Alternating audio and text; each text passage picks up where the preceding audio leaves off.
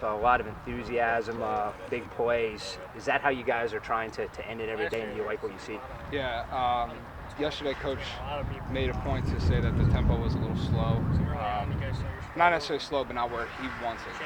And going into today, that's something that we want to focus on. And the more that we can keep the tempo high, the more explosive plays we can have.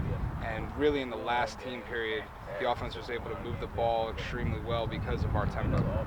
Coach mentioned he challenged the offensive line. Obviously, you're the guy that with the fast pace, not as much in the hole, but when you have a chance to be talking to those guys, are they communicating? Obviously, if Coach doesn't like what he sees, and it starts up front. So how much are you getting involved in keeping those guys involved too? Well, Coach says that it's my job to, we call it push the herd. Those big boys, they see a big play.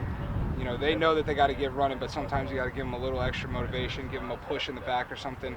But you don't really have to do it so much this year as you had to last year. Coach really has gotten on those guys throughout the spring and, all the way up for these first 5 days of camp.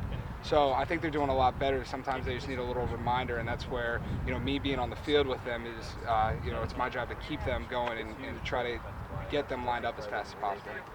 Trying to shoot on the sideline here. I mean, it seemed like a running back will get through the hole, and before he's finished in his break, you guys are snapping again. Do you like the pace? I love the pace. Coach preached since the first day that he got here that the jump from year one to year two, we weren't able to grasp it because we didn't know what he was talking about. And now I think we're starting to understand what he's talking about because we all understand the tempo that he wants. We all understand, the expectations that need to be met, and we've completely bought into it. Are you seeing the results? I think we are, yeah. As far as like right now, he said he wants to see the younger guys get going, but also the veteran guys. What do you see that really stands out for you right now? I see that the veterans are helping the young guys. When the young guys are in, you'll see a lot of the vets, behind them, trying to give them pointers, tips. If they mess up, just give them a reminder after the play. And I think that the leadership is, doing a great job of pushing the young guys to try to get to where we are at, so that if, a man goes down, one of those young guys isn't far behind, they can step up and be able to contribute.